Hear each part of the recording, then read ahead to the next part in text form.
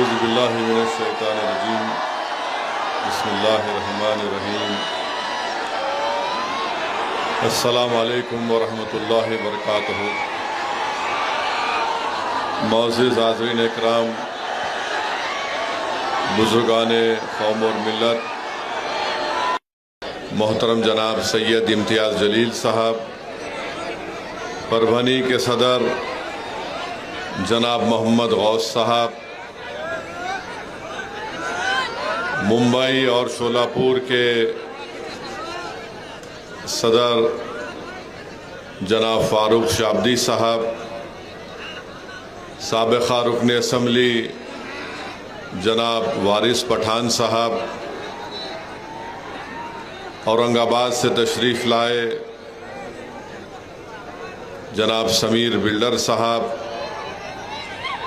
जनाब नासिर साहब,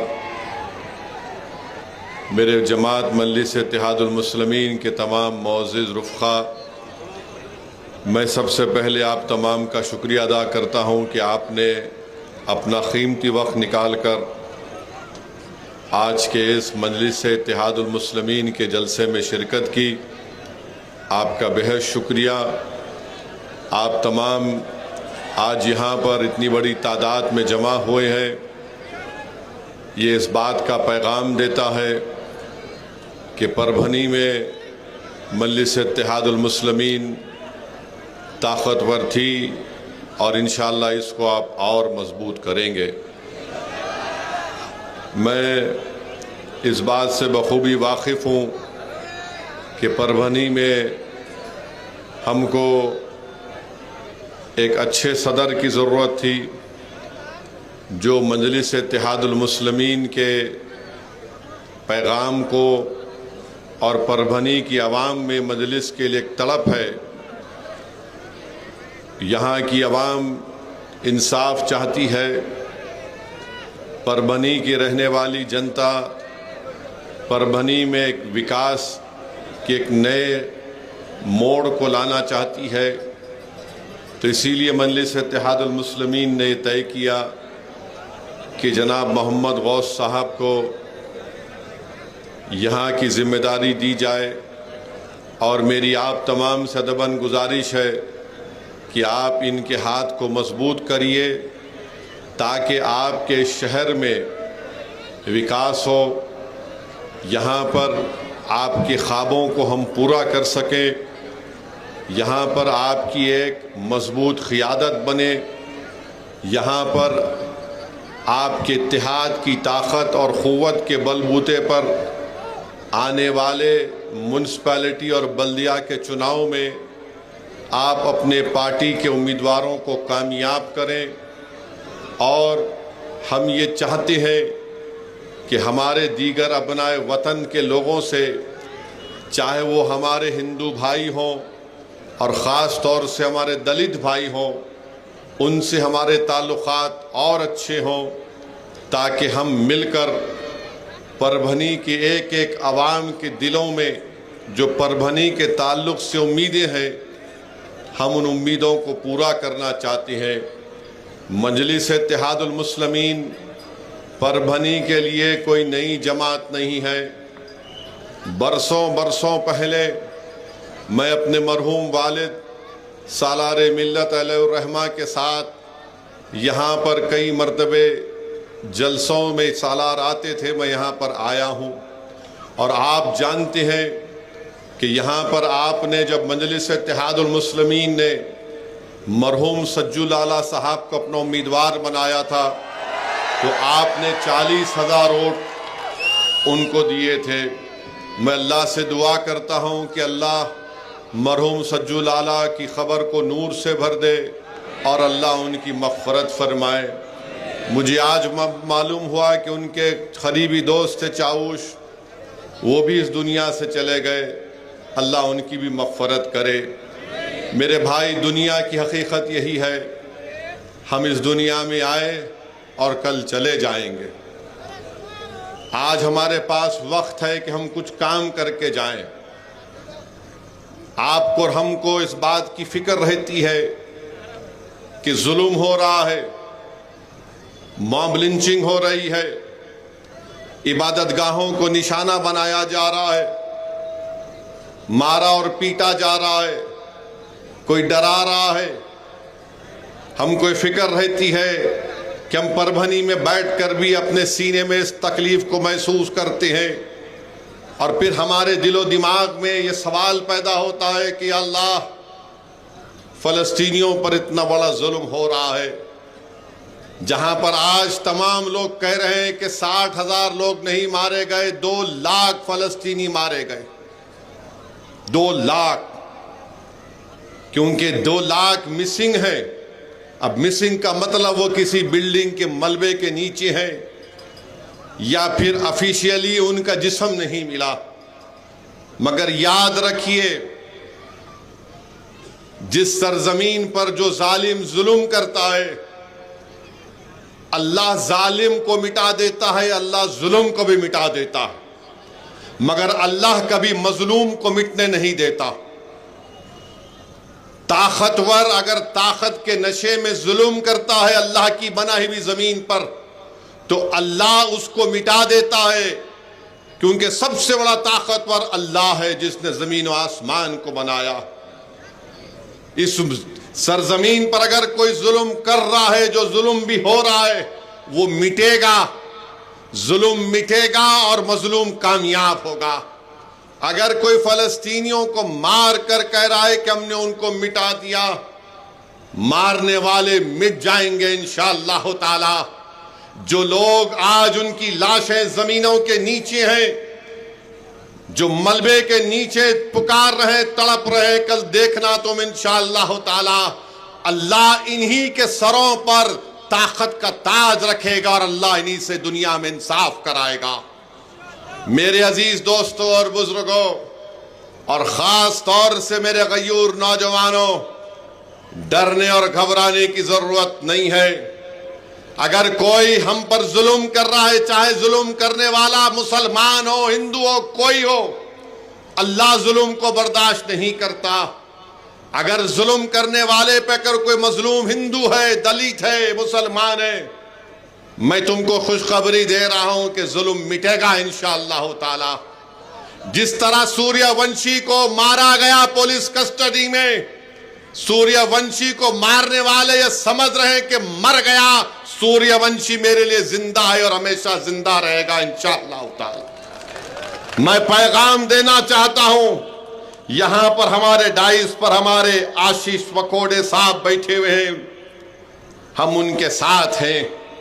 मैं पैगाम देना चाहता हूं रवि साहब को और बराडे साहब को कि आपने हमको नहीं छोड़ा, हम आपको कभी नहीं छोड़ने वाले हैं इंशाअल्लाह ताला। तो मेरे अजीज दोस्तों और बुजुर्गों, मैं बात कर रहा था जुल्म की। करबला के मैदान में 72 शहीद हुए। इमाम हुसैन शहीद हो गए, रसूलुल्लाह सल्लल्लाहु अलैहि वसल्लम के नवासे, वो नवासे जिसके मुंह में रसूलुल्लाह सल्लल्लाहु अलैहि वसल्लम अपनी ज़बान मुबारक रखते थे, वो नवासे जिसके मुंह में रसूलुल्लाह सल्लल्लाहु अलैहि वसल्लम अपने हाथ से निकाल लाबे दहन लगाते थे, वो नवासा शहीद हो गया जो रसूलुल्लाह सल्लल्लाहु अलैहि वसल्लम के अंबरी जुल्फों को थामता था। वो नवासा शहीद हो गया जिसके लिए रसूलुल्लाह सल्लल्लाहु अलैहि वसल्लम अपने खुतबे से मिंबर पर बैठकर खुतबा दे रहे थे, आका उतर कर आ गए और उनको गोद में ले लिया। वो नवासा शहीद हो गया जिसके बारे में आकाए दो आलम सल्लल्लाहु अलैहि वसल्लम ने फरमाया कि हुसैन मुझसे है, मैं हुसैन से हूं। वो नवासा शहीद हो गया अपनी पूरी आल के साथ, जिसके बारे में अल्लाह के रसूल सल्लल्लाहु अलैहि वसल्लम ने फरमाया कि जो इसकी माँ, इसके बाप से मोहब्बत करेगा वो जन्नत में मेरे साथ रहेगा। 72 करबला के मैदान में शहीद हो गए, मगर दुनिया क्या यजीद को याद रखती है या इमाम हुसैन को याद रखती है? बोलो, दुनिया किसको याद रखती है? दुनिया यजीद को मलून कहती है, नहीं कहती है? बताओ आप, दुनिया इस सुबह कयामत तक यजीद को मलून कहेगी। तो हम हुसैनी परचम को उठाए हुए हैं। हम हुसैनी परचम को इसलिए उठाए कि हम जुल्म का खात्मा करेंगे, हम मजलूम को इंसाफ दिलाएंगे। और तादाद को देखकर इमाम हुसैन ने अली अकबर अली असगर की शहादत नहीं दी। इमाम हुसैन ने देखा कि मैं तादाद में कम हूं, मगर इमाम हुसैन ने हमको पैगाम दिया, करबला के रेगजारों से परभनी की आवाम तुमको, वो करबला के रेगजारे तुमको पुकार पुकार कर कह रहे कि जालिम के जुल्म की उसकी ताकत को मत देखकर मरूब हो जाओ, बल्कि तुम हक की सरबुलंदी के लिए आगे बढ़ो। अरे दुनिया में जो आया ये दुनिया फानी है, ये दुनिया खत्म हो जाएगी, मगर तारीख उसको याद रखती है जो वक्त के यजीदों से मुकाबला करता है। तारीख उनको कभी मरने नहीं देती जो वक्त के फिरौन और नमरूदों से मुकाबला करता है। तारीख उनको मिटा देगी, मगर जो मजलूम के हक के लिए लड़े रहेंगे तारीख और दुनिया उनको हमेशा याद रखेगी। ये करबला के रेगजारों से पैगाम आ रहा है, ये हजरत ज़ैनब के उजड़े हुए खैमे से पैगाम आ रहा है। वो दरिया का किनारा जो अहले बैत के खून से लाल हुआ, वो हमको कह रहा है कि भारत के मुसलमानों अपनी हिम्मत और हौसले को बुलंद रखो। तुम इस मुल्क के बाइज्जत शहरी थे और शहरी रहोगे, मगर तुमको अपने हक के लिए उठ खड़े होकर लड़ना पड़ेगा। तुम गुलामी नहीं करोगे, तुम क़यादत करोगे। तुम किसी के पैरों के पास नहीं बैठोगे, तुम कुर्सी डालकर सामने आंखों में आंखें डालकर कहोगे कि मुझे भारत के संविधान जिसको बाबा साहेब अम्बेडकर ने बनाया, मुझे मेरा हक चाहिए, मुझे मेरा हक चाहिए। ये पैगाम आपको मैं देने आया हूं। तो मेरे अजीज दोस्तों और बुजुर्गों, 72 करबला में शहीद हुए, यजीद खत्म हो गया, यजीद की आइडियोलॉजी खत्म हो गई, मगर इमाम हुसैन आज भी जिंदा है। मेरे भाई, यही तो पैगाम हमको देना है, हिम्मत और हौसले को बुलंद रखना है।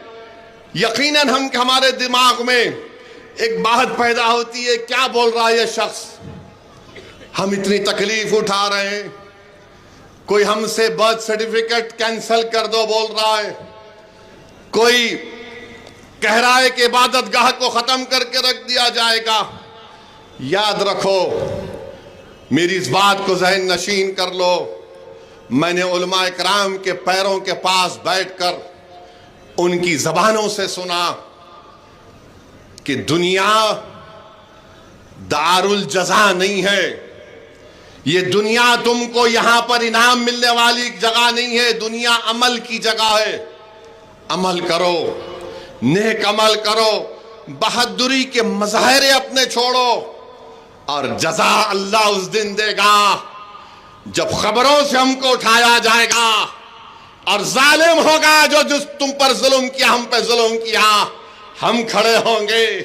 अगर कोई मजलूम को मारा गया, पीटा गया, बल्कि मैं तो कह रहा हूं परभनी की आवाम से हशर का मैदान होगा।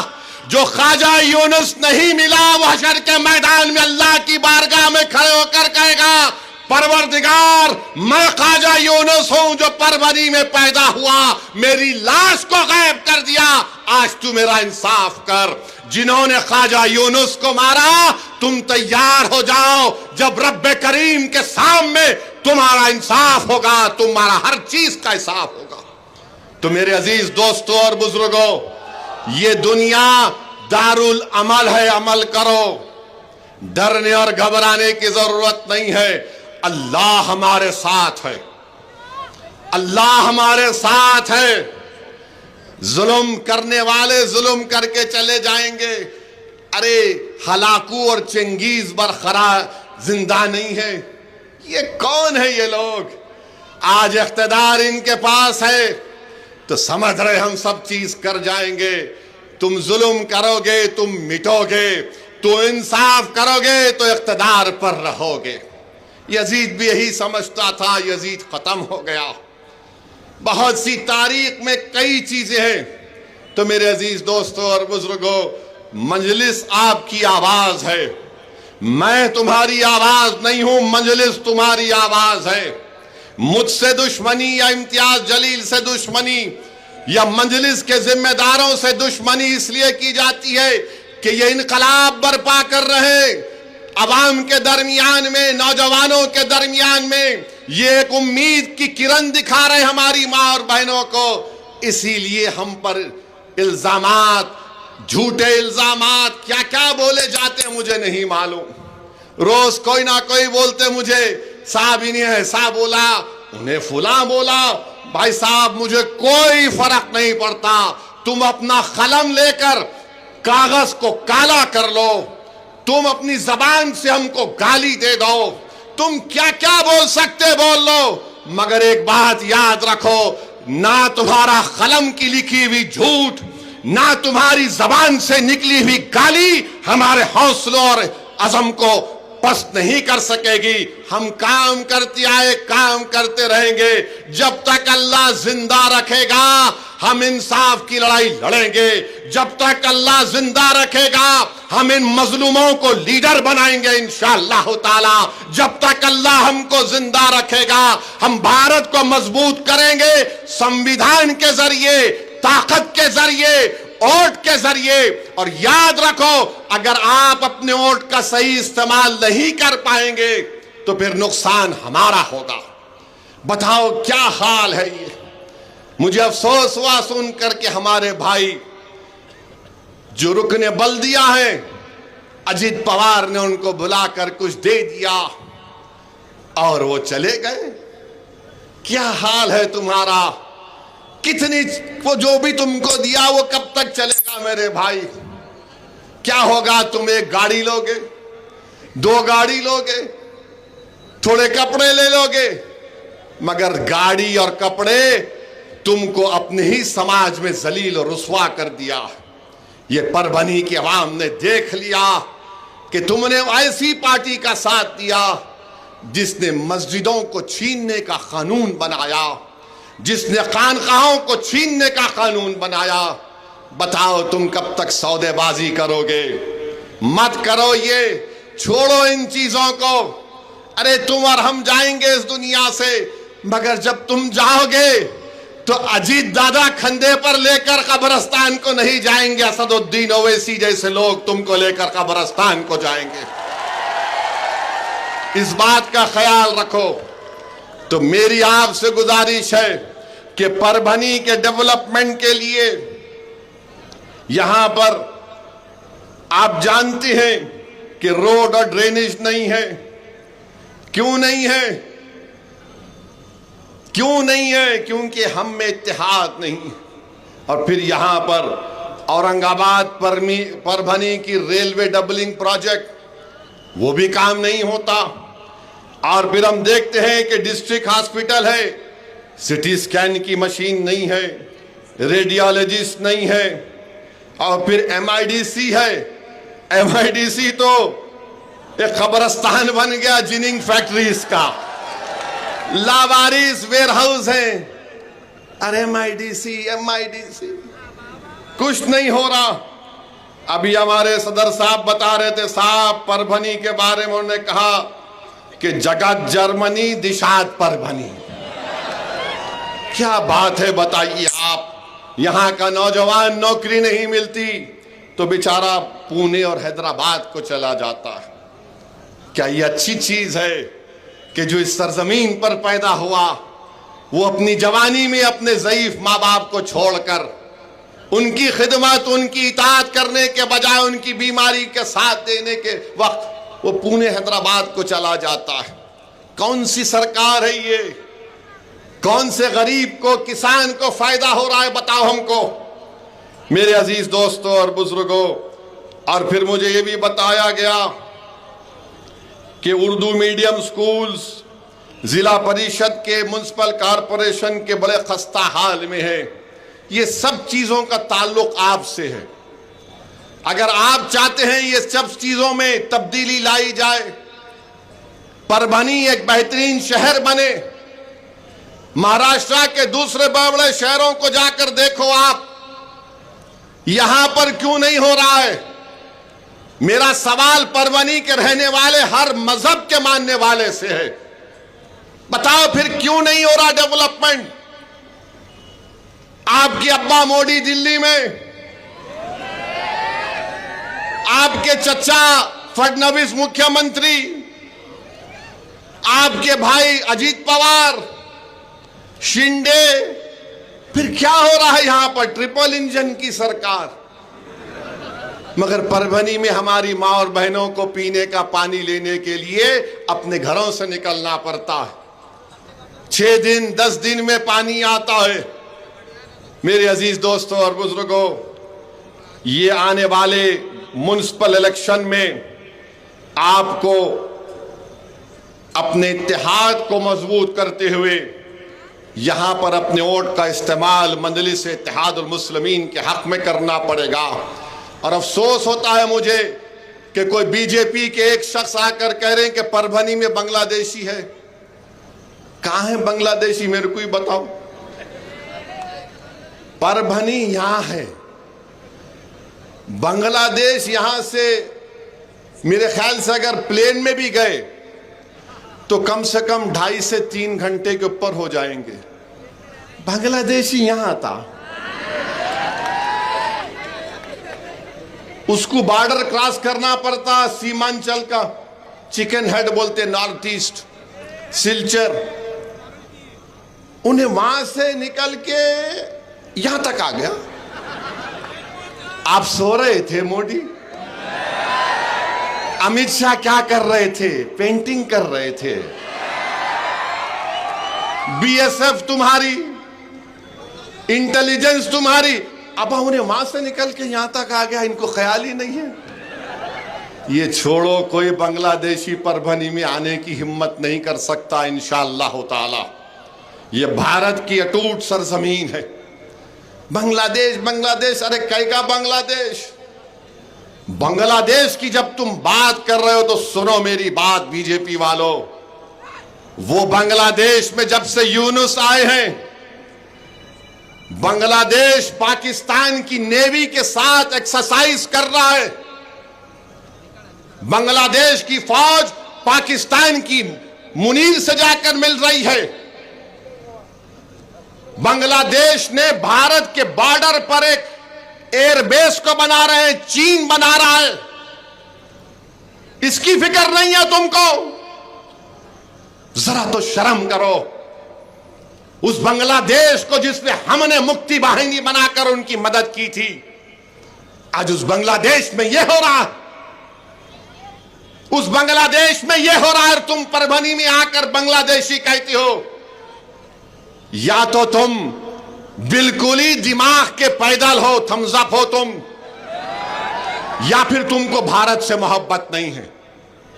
देखो, 2 फ्रंट नहीं 3 फ्रंट होगा अब। और तुम बांग्लादेश बांग्लादेश यहां आकर बकवास अनाप शनाप बक रहे हो। सोचो क्या हो रहा है, देश कहां जा रहा है। अरे पड़ोसी में क्या, पड़ोस क्या कर रहे हैं देख लो। उन पड़ोसियों से अगर मुकाबला करना है तो देश को एक रखो, सियासत करो।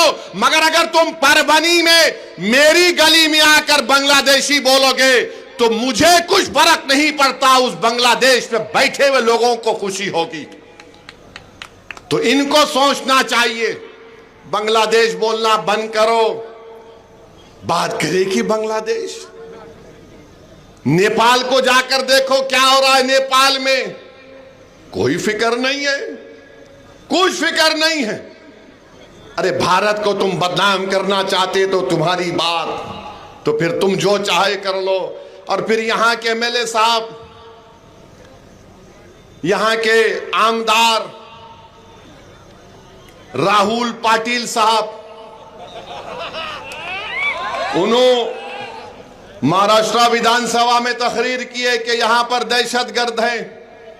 मोहम्मद रईस को, सईद चाउश को, मतीन को 8 साल जेल के बाद बेल होती। हमारे सदर साहब बताए, ये अच्छी बात है क्या? बोलो, ये अच्छी बात है क्या? बोलिए आप कि तुम उन पे झूठा इल्जाम लगा दिया, कुछ नहीं मिल रहा, पहाड़ खोदे तो चूहा भी नहीं निकल रहा। आप इन लोगों की जिंदगी बर्बाद कर दिए। मेरे अजीज दोस्तों और बुजुर्गों, मैं इस मौके पर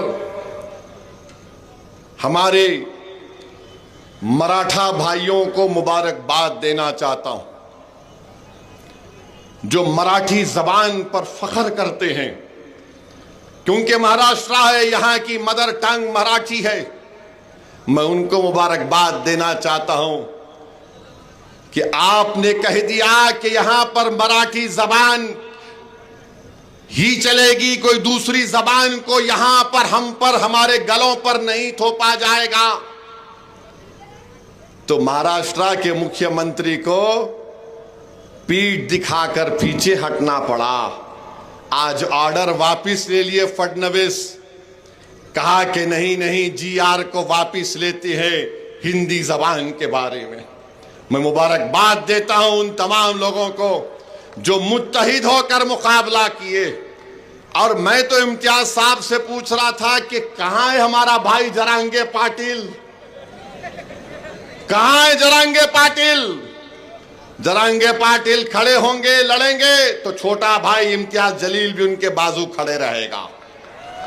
हम चाहते हैं कि इंसाफ हो, हम चाहते हैं कि दलित भाइयों से इंसाफ हो। तो मेरे अजीज दोस्तों और बुजुर्गों, ये जबान की बात RSS करती है कि मुल्क में एक ही जबान होगी, एक ही कल्चर होगा, एक ही आइडियोलॉजी रहेगी। नहीं नहीं नहीं, भारत में कभी भी एक जबान, एक आइडियोलॉजी नहीं रह सकती। ये वो देश है जहां पर हजारों तहजीबें हैं, ये वो देश है जहां पर हजारों जबानें बोली जाती हैं।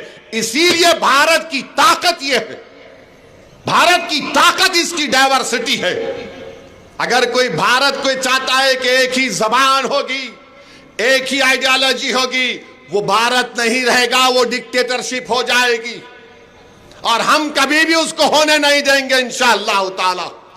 अगर मोदी और फडणवीस और मोहन भगवत ये चाहते हैं कि भारत को एक रंग में रंग दिया जाएगा, नहीं, भारत एक रंग में नहीं रंगेगा। ये भारत रंगीन था और हमेशा रंगीन रहेगा इंशाअल्लाह ताला। मेरे अजीज दोस्तों और बुजुर्गों, हम देख रहे हैं कि ये जो हमारे भाई अजीत पवार के पास भाग गए, अजीत पवार की दी हुई गुलाब जामुन को खाकर। अरे कभी तो सोचते उस वक्फ कानून के बारे में कि कैसा कानून बनाया गया, किस तरीके से हमसे मस्जिदों को, दरगाहों को, खानकाहों को छीना जाएगा, किस तरीके से कहा जा रहा है कि अगर कोई मुसलमान वक्फ पर औलाद करेगा तो बच्चियों का हक नहीं मार सकता। आप कौन है बताइए आप? मेरे अजीज दोस्तों और बुजुर्गों, मेरी आपसे दमन गुजारिश है कि इन चीजों को समझिए, एक इनकलाब बर्पा करिए। और कई लोग जो दूसरी पार्टियों में हैं मेरे से आके बोलते, असद साहब आपका जहां पर भाषण हुआ था ना, हम भी बैठ के सुन रहे थे, हमने भी बहुत पसंद किया आपके भाषण को। आप जब टीवी पे आते तो हमारे घर में हम लोग सब बैठ जाते। मैं क्या कोई खव्वाल हूं, तुम बैठ के सुन रहे? अरे मेरे दोस्त, अगर मेरी अल्फाज में सच्चाई है तो उस अमल क्यों नहीं करते? अगर मैं हक को बयान कर रहा हूं तो मेरे पैगाम को कबूल क्यों नहीं करते? क्या तुम मेरे मरने के बाद, जो मैं मरूंगा एक दिन, तुम उसके बाद बोलोगे अरे हां ये आदमी सच कहता था, अब क्या करेंगे? मैं तुम्हारी तारुफ का या तुम्हारी तारीफ का या तुम्हारी दाद का मोहताज नहीं था, ना कभी होऊंगा इंशाअल्लाह ताला। मैं अल्लाह का मोहताज था, अल्लाह का ही मोहताज रहूंगा। मगर ये तो बताओ ये कौन सी बात है? तो मालूम हुआ कि करबला के मैदान में भी इमाम हुसैन के साथ यजीद की फौज आकर नमाज जोहर भी पढ़ती थी, नमाजें पढ़ती थी। और जब इमाम ने पूछा कि बताओ तुम मेरे साथ नमाज भी पढ़ते हो और फिर तुम मेरे ऊपर तलवार भी उठाते हो, तुमने मेरे औलाद अली अकबर अली असगर को शहीद कर दिया, 6 महीने के मेरे बेटे को तीर मार दी, मेरा बेटा अली अकबर जो रसूलुल्लाह सल्लल्लाहु अलैहि वसल्लम की तरह दिखता था, तुमने उसको शहीद कर दिया, ये क्या है? तो जालिमों ने कहा ए इमाम, हमारा दिल तुम्हारे साथ है मगर तलवार जालिम के साथ है। तुमको अपना दिल भी हक के साथ रखना पड़ेगा, तुम्हारा अमल भी हक के साथ होना चाहिए। तुम कब तक ताकतों से डरोगे, तुम कब तक इन दौलतमंदों से डरोगे? अरे नहीं, इलेक्शन आएगा तो ये लोग पैसों की नहरें बहा देंगे। अरे इमाम हुसैन ने क्या किया? प्यासे थे, पानी बनकर दिया गया था। अगर इमाम हुसैन अल्लाह से कहते कि अल्लाह बारिश को नाजिल कर, तो क्या अल्लाह रब्बे करीम अपने हबीब के नवासे की दुआ को रद्द करता है? बारिश को नाजिल कर देता। मगर सुबह क़यामत तक करबला से पैगाम दिया जा रहा है, जालिम से डरो मत, उसके इक़्तिदार से मत डरो, उसकी ताकत से मत डरो, उसकी दौलत से मत डरो, अपने हौसलों को बुलंद रखो। मेरे अजीज दोस्तों और बुजुर्गों, मेरे गयूर नौजवानों, ये मुस्तकबिल तुम्हारा है, मेरा नहीं है। मुस्तकबिल आपका है। इस देश को मजबूत करना इन नौजवानों की जिम्मेदारी है। और देश कब मजबूत होगा? जब दलित, मुसलमान, आदिवासी और गरीबों का उनको उनका हक मिलेगा। तो आइए यहां पर मजलिस को मजबूत करिए। लोग बहुत कहते हैं मेरे बारे में, इम्तियाज जलील के बारे में तो माशाअल्लाह रोज एक जोकर आकर कुछ ना कुछ कहते रहता है। मगर आपको मालूम, इम्तियाज जलील को हराने वाले, नासिर सिद्दीकी को हराने वाले कौन थे? किसने हराया इम्तियाज जलील को? किसने हराया नासिर सिद्दीकी को? अगर ये दो जीत जाते तो महाराष्ट्र की विधानसभा में लोग पहुंच जाते। जब ये दो पहुंच जाते तो फडणवीस को मालूम था, शिंदे को मालूम था, अजित पवार को मालूम था, अगर इम्तियाज जीत कर आ जाएगा तो इम्तियाज हमारी रातों की नींद हराम कर देगा, क्योंकि ये ना झुकता है ना बिकता है, मर के लड़ता है। तो क्या किया सबने? सबने क्या किया? मिलकर इम्तियाज जलील को हरा दिया। सबने मिलकर इम्तियाज जलील को हराया। कितने? 1200 वोट, 1700 वोट, 1700 वोट। और वो जो समाजवादी पार्टी का उम्मीदवार था, वो गद्दार, कितने वोट लिया? वो 20,000, 5,000 वोट लिया। तो याद रखो, दुश्मन हमारे ही घर में बैठा हुआ है। दुश्मन हमारे घर में बैठा हुआ है। मीर जाफर, मीर सादिक यही है, यजीद के एजेंट यही हैं, मोदी के एजेंट यही हैं। हमारे ही घर में बैठकर हमको कमजोर करने की तैयारियां में करते रहती हैं। तो मेरे भाई, इन लोगों को पहचानो और अल्लाह के रसूल सल्लल्लाहु अलैहि वसल्लम की हदीस को याद रखो। उलमाए कराम की ज़बान मुबारक से सुना कि मस्जिद है, नमाज की सफ बनी हुई है, और आकाए दो आलम सल्लल्लाहु अलैहि वसल्लम ने फरमाया उन लोगों को देखकर, उखरिज फइन्नका मुनाफिक, निकल मुनाफिक, निकल। पहचानो इन लोगों को। ये नहीं करो कि सबको फतवा दे दो, बोल दो। पहचानो इन लोगों को। ये लड़ाई मैं अपने लिए नहीं लड़ रहा हूं। मैं नहीं रहूंगा, मैं जमीन की ग़िज़ा बन जाऊंगा, मेरे जिस्म को जमीन के कीड़े खा लेंगे, मेरी हड्डियां जमीन में गल जाएंगी। मगर याद रखो, तुम तो, ये नौजवानों, तुम्हारा मुस्तकबिल है ना। तुम लीडर बनोगे, तुम कायद बनोगे, तुम इस वतन की क़यादत करोगे, तुम परभनी की क़यादत करोगे, तुम महाराष्ट्र की क़यादत करोगे। यह हमारा ख्वाब है, यह हमारी कोशिश है। तो इसके लिए आपको मैं दावत दे रहा हूं, आइए और मोहम्मद गौस साहब के साथ मजलिस को मजबूत करिए। और डरने और घबराने की जरूरत नहीं है। जिस तरह मराठी जबान की अजमत के लिए, मराठी जबान की मोहब्बत करने वालों ने फडणवीस को ढकेल दिया पीछे, अगर आप भी खड़े हो जाएंगे तो कोई आपको रोक नहीं सकेगा मेरे भाई, कोई आपको रोक नहीं सकेगा। अगर कोई ये बोलेगा इन्हों क्या बात कर रहे हैं, इन्हों लड़ने की बात कर रहे हैं, मैं लड़ने की बात नहीं कर रहा हूं, मैं ना मरने की बात कर रहा हूं, मैं तुमको जिंदा रहने का एक सलीका बता रहा हूं। कि जमहूरियत तुमको इस बात की इजाजत देती है, अंबेडकर का बना हुआ संविधान तुमको इस बात की इजाजत देता है कि तुम एक सियासी ताकत बनो। तुम अगर कोई तुमको मारना चाह रहा तो तुम उसको बचा सकोगे, कोई किसी को जलील करना चाह रहा तो तुम अपने इत्तेहाद और सियासी ताकत पर उसको इज्जत से नवाज सकोगे। कोई अगर हमारे बच्चों के ख्वाब चुकनाचूर कर रहा है तो तुम उन बच्चों के ख्वाबों को पूरा करोगे। बताओ, ये ख्वाजा यूनुस यहां से चला गया, क्या तुम इंतजार करोगे और 100 ख्वाजा यूनुस गायब हो जाएं? नहीं मेरे भाई, ये वक्त उठने का है, ये वक्त मजबूती के मजारे करने का है। भारत की जमहूरियत उसी वक्त मजबूत होगी जब इस देश का गरीब, इस देश का आदिवासी, दलित और मुसलमान को उनका जायज मुकाम मिलेगा। बहुत हो चुका, 75 साल हो चुके, मगर ये लोग हमेशा नीचे रहे।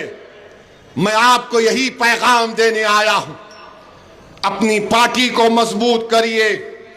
हम नहीं रहेंगे, नहीं मालूम, जिंदगी का कोई आजकल भरोसा नहीं है।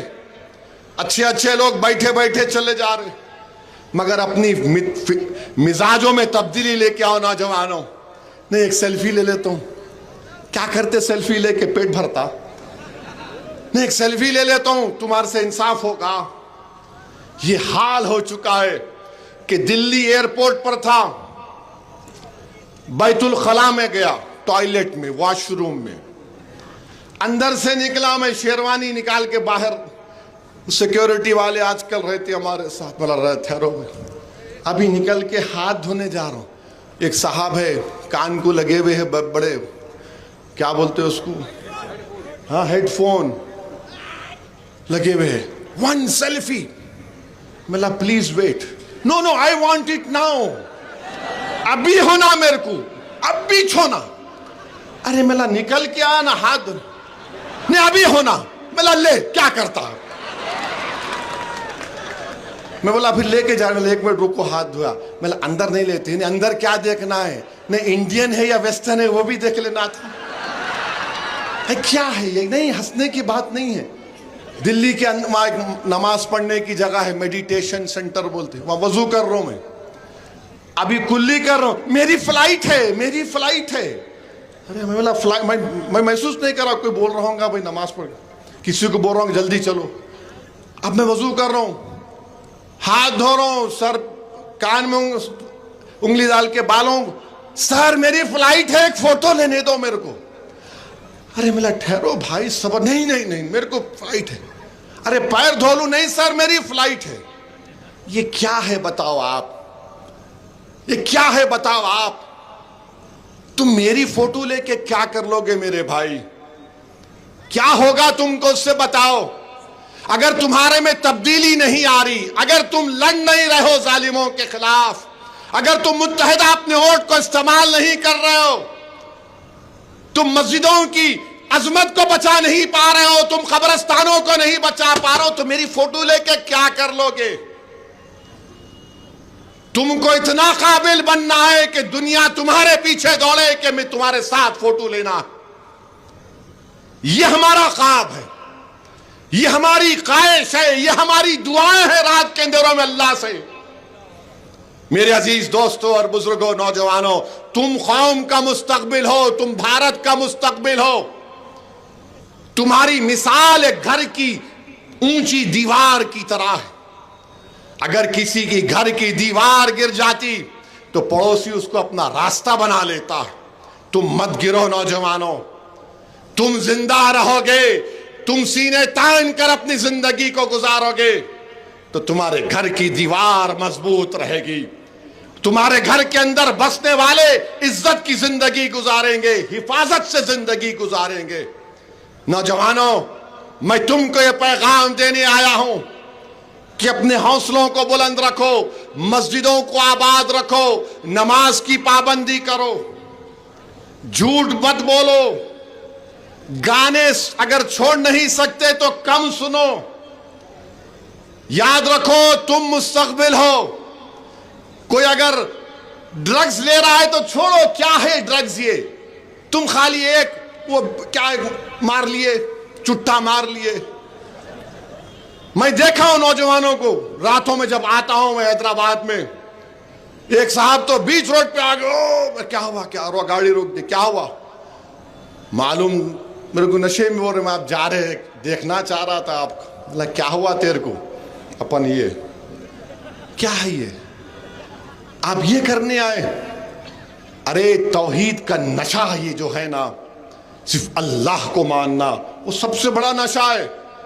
तुम एक बार उसको समझ गए कि ला इलाहा इल्लल्लाह का मतलब तुम समझ गए, तुम नारा तो लगा दिए ला इलाहा इल्लल्लाह, मगर तुमको उसको समझना है कि ला इलाहा इल्लल्लाह का मतलब क्या है, कि जमीन और आसमान का खालिक अल्लाह, आसमानों से बारिश बरसाने वाला अल्लाह, एक मां के पेट में खून के लुथड़े से तुमको पैदा करने वाला अल्लाह, और जब 40-90 दिन हो जाते तो तुम्हारे मुकद्दर का लिखने वाला अल्लाह, तुम जब अपनी मां की पेट से पैदा होते तुमको अपनी मां से दूध पिलाने वाला अल्लाह, जब तुम बूढ़े हो जाते तो तुम्हारी ख्याल रखने वाला अल्लाह का रहम, और जब तुम खबर में जाते और जब तुम जिंदा किए जाते वो अल्लाह। ये ला इलाहा इल्लल्लाह है। तुम नारा तो लगा दिए, अल्लाह तुमको और मुझे तौफीक दे कि हम इस नारे को सही समझें। और ला इलाहा इल्लल्लाह के बाद क्या है, मोहम्मद रसूल अल्लाह, हम अल्लाह के रसूल सल्लल्लाहु अलैहि वसल्लम की उम्मत हैं, हम रसूल अल्लाह सल्लल्लाहु अलैहि वसल्लम की उम्मत हैं। ये हमारे लिए सबसे बड़ा इम्तियाज है, ये सबसे बड़ा आनर है हमारे लिए कि हम कमली वाले की उम्मत हैं, हम रसूल अल्लाह सल्लल्लाहु अलैहि वसल्लम की उम्मत हैं। तो मेरे अजीज दोस्तों और बुजुर्गों, अपने हौसलों को बुलंद रखिए। अब आप परभनी में मंजलिस को मजबूत करेंगे। डर रहे क्या? यहां से आपने सज्जू लाला को 40,000 दिलाए थे, अब के आने वाले के बल्दिया इलेक्शन में कितने आप कामयाब करवाएंगे इंशाअल्लाह? बताओ कितने कामयाब करवाएंगे? पुकार कर कहो। नहीं, आवाज नहीं आ रही, क्या बोले? जोर से बोलो ताकि शिंदे, फडणवीस और अजीत पवार को और उन तमाम सेकुलर पार्टियों को मालूम हो जाए कि अब तुम्हारा जादू नहीं चलने वाला है इंशाअल्लाह ताला। मैं बार बार कह रहा हूं, सबक हासिल करो औरंगाबाद के असेंबली इलेक्शन से। मोमिन वो है जो बार बार एक सुराख से नहीं डसा जाता, ये सरकार दो आलम की हदीस है। ये तमाम नासूर वैसे ही डसेंगे हमको आकर, नई नई बातें करेंगे। अब बिहार का इलेक्शन आ रहा तो शुरू हो गए मेरे पीछे, नहीं न वोट काटते। अबे मैं 56 इयर्स का हो चुका हूं, अब मेरी इसम नवेसी की दरियाफ्ती गलत है, अब ये उम्र नहीं है मेरी दरियाफ्ती करने की। तुम देखो तुम क्यों हार रहे। अरे हम तो तुमको बोल रहे, अख्तर अली मान ने कहा हो अगर तुमको ये पसंद है कि दोबारा बीजेपी बिहार में ना आए तो हमसे हाथ मिलाओ।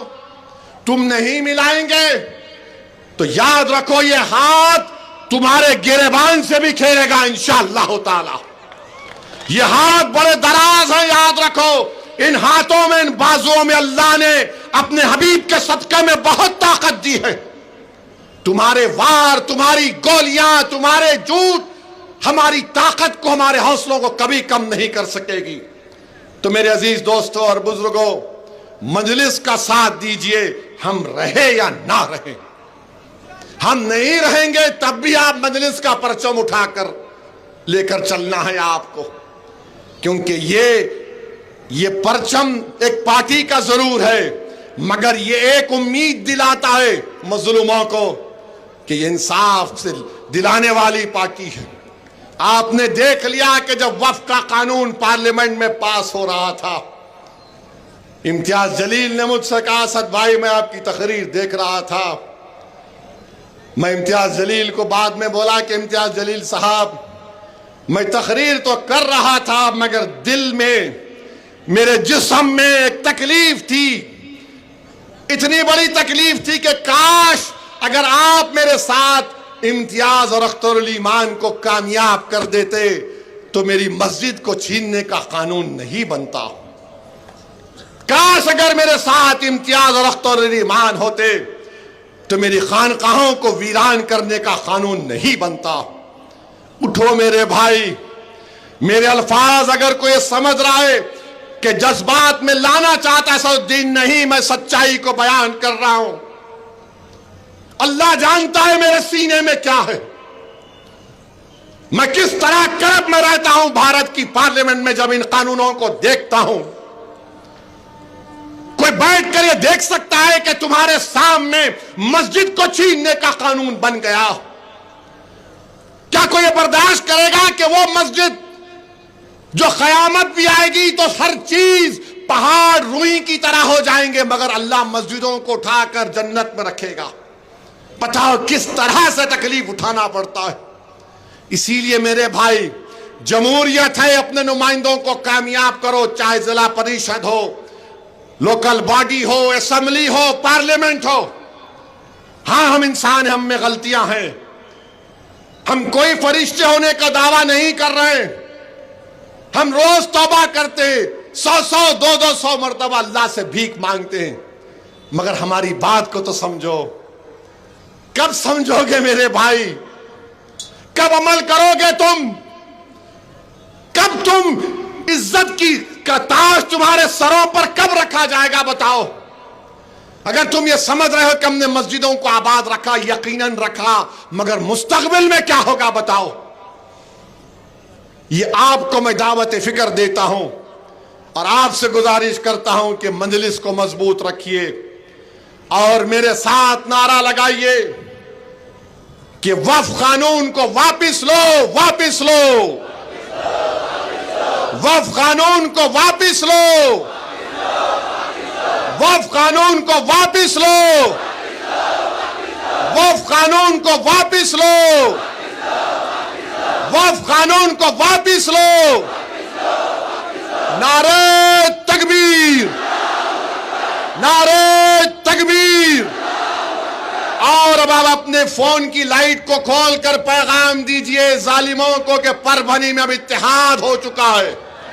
दबा के खोलिए पूरे लाइटों को, रोशन कर दीजिए अपने घरों को। यह इत्तेहाद की निशानी है। अस्सलाम वालेकुम व रहमतुल्लाहि व बरकातहू।